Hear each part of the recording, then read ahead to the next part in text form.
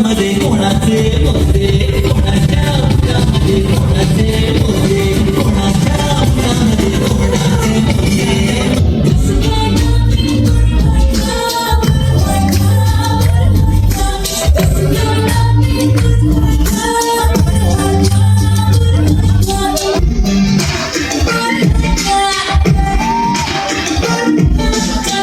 या गीताचे बोल आहेत कोणाच्या बुटामध्ये, बरोबर.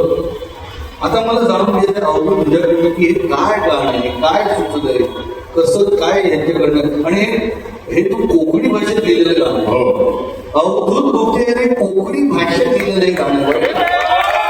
आणि त्याने खूप 80% तरी गाणं योग्य लिहिलं होतं. 10-20% गाणं मुकेश सरांनी त्याच्याकडनं बदलून घेतलं, बरोबर. क्या बात आहे. जोरदार टाळ्या अवधूतसाठी. म्हणजे काय आहे गाणं? हे गाणं आज आम्ही सगळ्यांना सांगा, hi big hi to everybody, I love you all.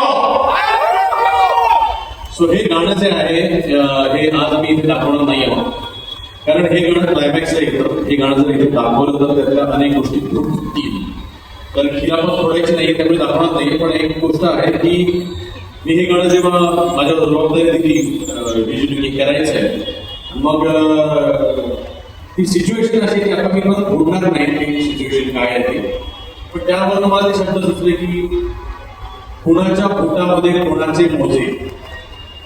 सगळं लपलेलं आहे, काय माहिती नाही, कुणाच्या बुटामध्ये कोणाचे मोजे.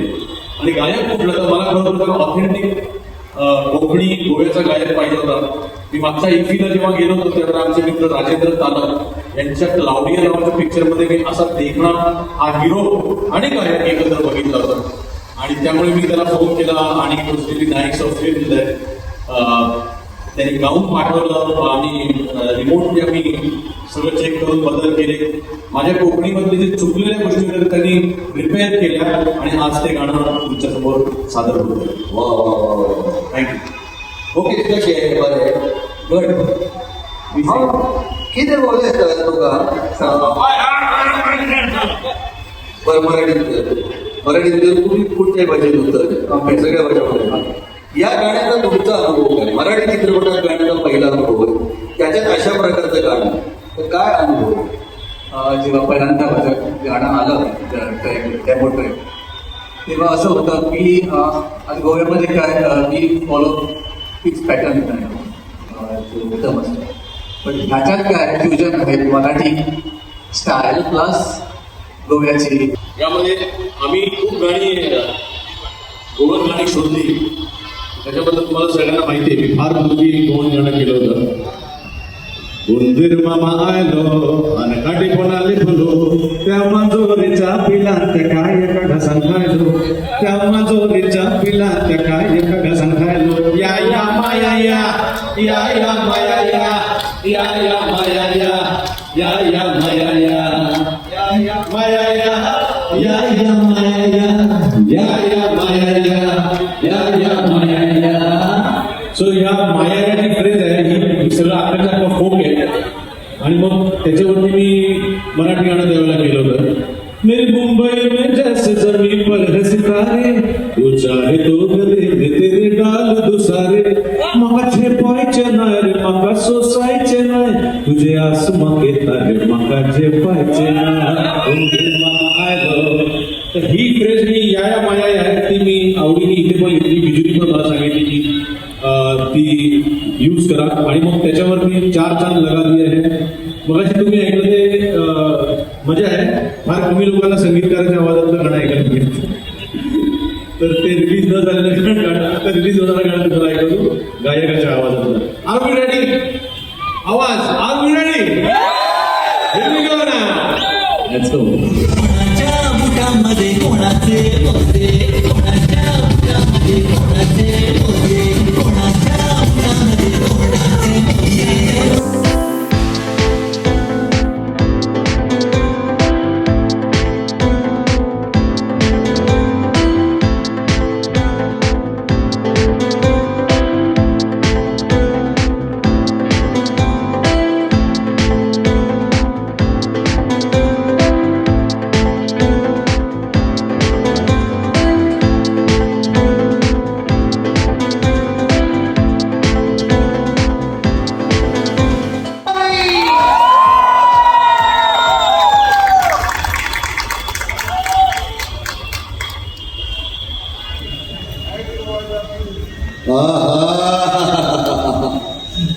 What a moment. म्हणजे अंकुश, तुझा या सिनेमाबद्दलचा तुझा अनुभव मला जाणून घ्यायचा आहे, गाण्याच्या बद्दलचा, आणि तितकाच खोडकर या सिनेमात तू आहे त्याबद्दलचा. नमस्कार. बोला गणपती बाप्पा.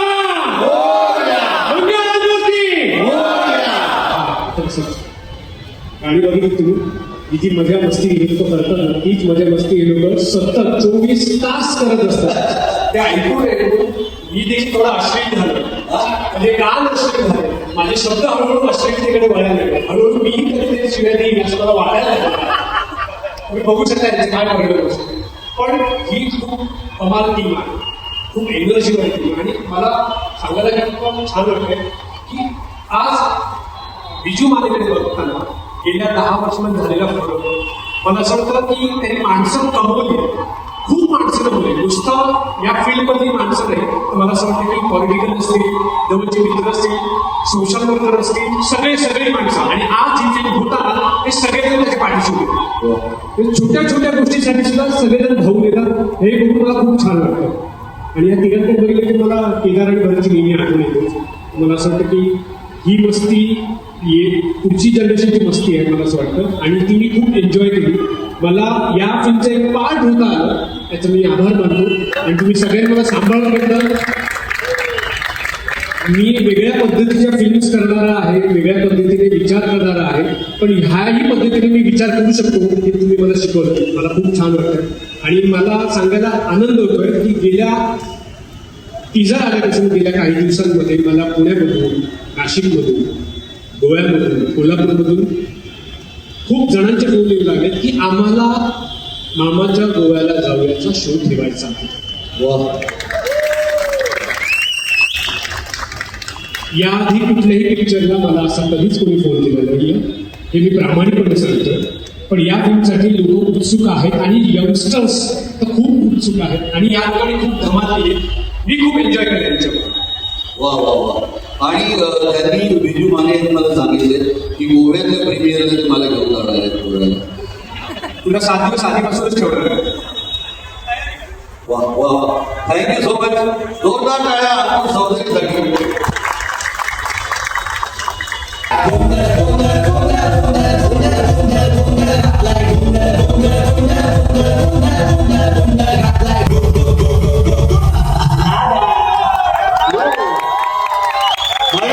राजकारणाव्यतिरिक्त खास कारणासाठी जे आपले कलासंत कलाप्रेमी खासदार आहेत श्री नरेशजी म्हस्के यांना मी जोरदार टाळ्यांच्या गजरात मंचावरती आमंत्रित करतोय.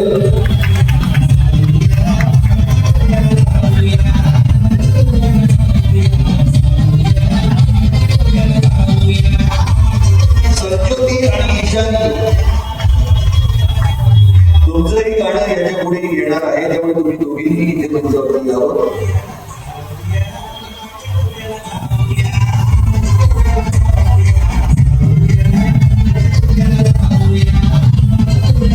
साधारणतः राजकारण्यांनी पावसा भिजण्याचा परंपरा जी चालत आली आहे, यातून यशच मिळत आलंय हे लक्षात घ्या. जोरदार यश मिळत आलंय. तर या निमित्ताने तुम्हाला विनंती करतो की तुम्ही आपलं मनोगत इथे व्यक्त करा. मामाच्या गोव्याला जाऊया. आमचा लहानपणापासूनचा मित्र विजू माने, आणि आमचा आणखी एक मित्राचं मी नाव आहे, बहुतेक पहिला चित्रपट आहे का संदीप निर्माता म्हणून कुठे गोव्यात असतील बहुतेक ते संदीप वेंगुर्लेकर. आपण प्लीज स्टेजवर या.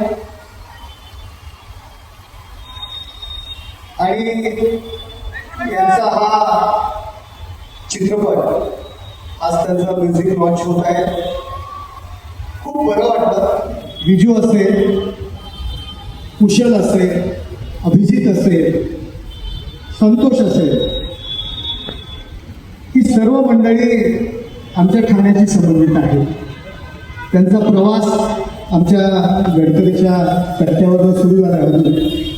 आणि मला आजही कुशल आठवतोय माझ्या एकांकिका स्पर्धेमध्ये मी जेव्हा घेतली होती, आणि त्यावेळी तो पडला होता, त्याचं ओठ पूर्ण फाटले होते, पूर्ण रक्ताने नाहत होता, तरी सुद्धा त्याचा तो अभिनय आणि ती एकांकिका त्यांनी पूर्ण केली होती. मला आजही तो दिवस आठवतोय. अभिजित असेल बालनाट्यापासून, संतोष असेल आणि विजू, लहानपणापासून बालनाट्य असेल. अभिजित माणसे त्या ठिकाणी त्यांचे त्या काळचे बॉस किंवा मार्गदर्शक सिनियर अभिजित माणसे या ठिकाणी आहेत. ही सर्व मंडळी, मी जरी राजकारणात होतो तरी थोडीशी रंगभूमीची खास आहे, नाटकाची खास आहे, त्याच्यामुळे या सगळ्यांच्या संबंधित असतो. त्यांचा स्ट्रगल सारा मी पाहत असतो. मला कधी कधी वाटतं की सकाळच्या भोंग्यातून तुम्ही प्रेरणा घेतली का, पण मला वाटतं की नसावी. लोक बोलत असतात, अरे काय हे सगळे शिव्या देत आहेत, काय तू पाहतो. मी नेहमी पाहतो. मी आता मानवीनीला म्हणालो की तुमच्या मी रील्स पाहतो म्हणून. कधी कधी त्या शिव्यांचा वापर करावासा वाटतो उत्तर देताना, परंतु थोडंसं संस्कार आहेत, मीडियासमोर काय बोलायला पाहिजे ते तर ते परत घेतो शब्द, पण कधीतरी चुकून निघतील.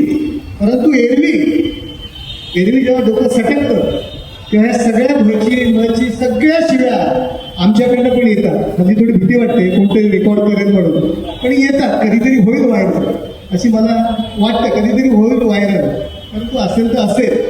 परंतु आमची सर्व मंडळी खूप स्ट्रगल करून या क्षेत्रामध्ये आपले एक स्थान निर्माण केलेलं आहे. आणि यांची जी दोस्ती आहे ना, ही खरंच एक उदाहरण आहे, संपूर्ण फिल्म जगताला उदाहरण आहे की सगळेजण त्या क्षेत्रातले असून सुद्धा एकत्र आहेत. म्हणजे त्यामुळे या सगळ्यांना माझ्या शुभेच्छा. आणि लोक नावं ठेवत असतात, परंतु नेटफ्लिक्सवरती वगैरे आपण हिंदी सिनेमे पाहतो, डब केलेले सिनेमे पाहतो, त्यात घाणेरड्या शिव्या दिलेल्या असतात. अगदी वा वा छान छान काय शिव्या दिल्यात वगैरे असं प्रेक्षक म्हणत असतात. परंतु आपली मराठी मुलं शिव्या देतात ॲज अ चित्रपटाचा भाग, सिरियलचा भाग म्हणून, तेव्हा आपण त्यांना टोकत असतो. थोडंसं मराठी प्रेक्षकांनी आणि सगळं सराव बघणाऱ्यांनी जे कौतुक करतात त्यांचं ठीक आहे, परंतु जर त्यांच्यावर टीका करत असतील तर थोडंसं ते सोडून द्या तुमचा स्वभाव. कारण शेवटी लोकांना जे पाहिजे ते द्यावं लागतं, हा चित्रपटसृष्टीचा नियम आहे. आणि या पूर्ण टीमला आपण एकदा विजू सगळ्या ठाण्यातल्या जे स्ट्रगलर आहेत पॉलिटिक्समधले त्या सगळ्यांना आपण एकदा बोलूया आणि एखादा चांगला आपण आपला शो करूया. सगळ्या या सर्व मंडळींना मी आमंत्रण देतो.